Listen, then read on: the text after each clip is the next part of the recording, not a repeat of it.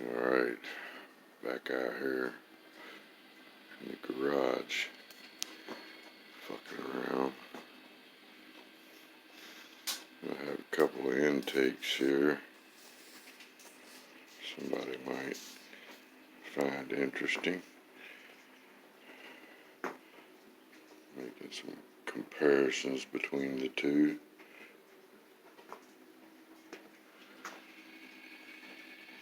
What we got here is a Dart 4242 1000 part number. And then we got the Super Victor 2970. They're both made for a Dominator on a small block Chevy. I don't think there's many small block Chevys made for a 4500 series carburetor. These two, and there's a Brodix that also accepts a 4500. I believe this was probably the first, though.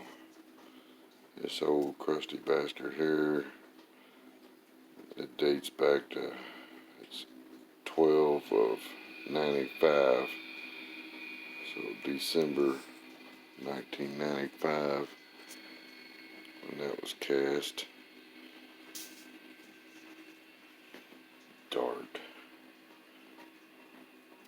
They were pretty much about the best fucking thing going at the time. And you fast forward 10 years, and you get the Super Victor 4500.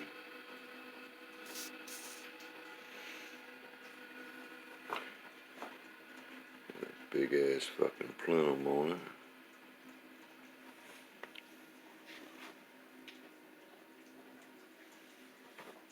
Clover leaf. Look, just looking at these intakes though, this fucking Super Victor looks a lot taller than this Dart.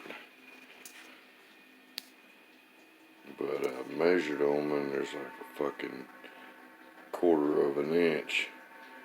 The Super Victor is a quarter of an inch taller than the Dart. Guess it's an optical illusion.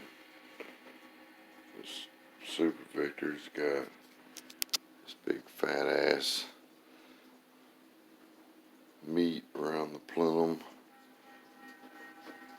Makes it look like a big fucking spacer or something. Where's the Dart? They just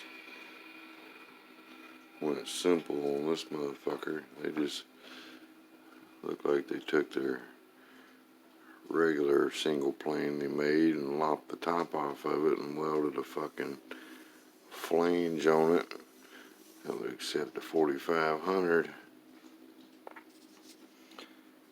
And the plenums on these bastards, this one looks a hell of a lot deeper, but you actually measure them, they measure the fucking same. They're both like 4.5 inch deep.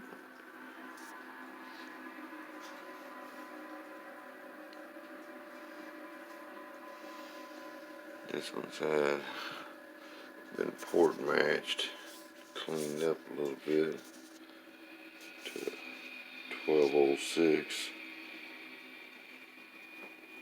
And the Super Victor here is kind of funny on the gasket. It's as wide as a 1206, but about 1205 tall. So it's kind of in between there.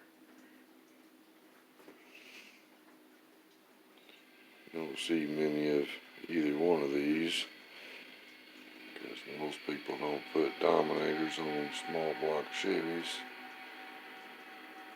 I wouldn't recommend it unless you're,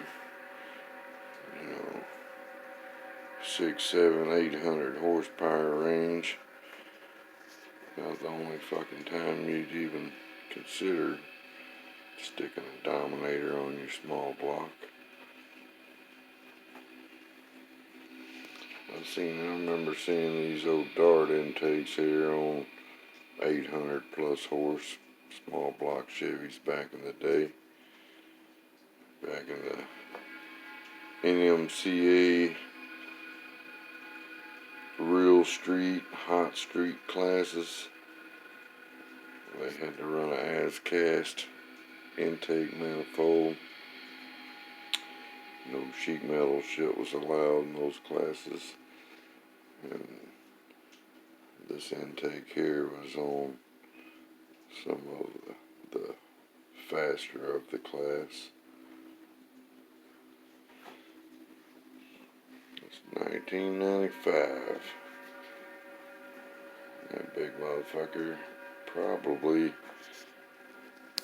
better than damn near any intake you can get to this very day. This fucker's 28 years old. Need to give it a good cleaning. It's been around a minute. It's kind of trippy how they made.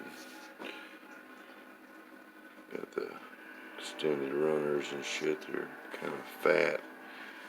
But that was the mindset back in the 90s, early 2000s, when they were still figuring this shit out, I guess. The Edelbrock, they're a little thinner, but the whole fucking plume's made different. The dividers are shorter. You got this area here. It's a good inch and a half before it gets down in there.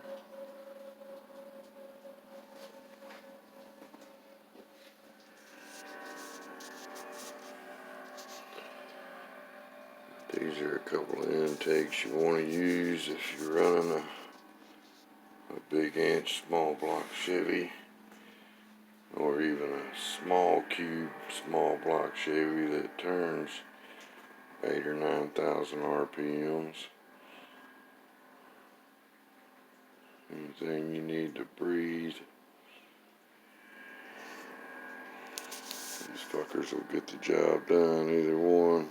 I'd be curious to see which one made more horsepower on the same engine.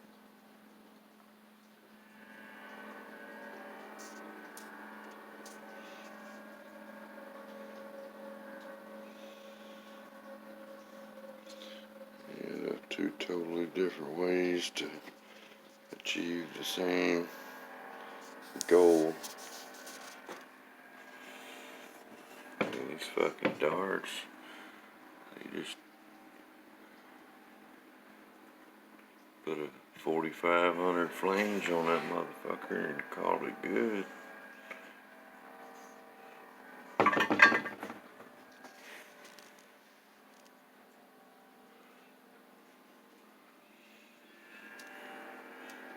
You got a pretty good shot at the ports.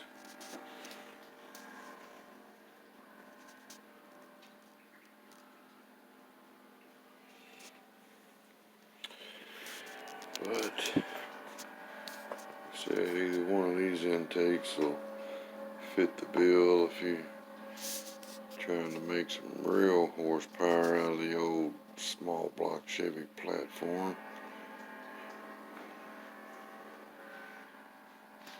Plenty of hardcore shit available for these things if you know where to look. I just thought it was an interesting comparison between these two intakes. They're completely different. So I wonder what the difference would be on the dyno. But there you go. A couple of 4500 series.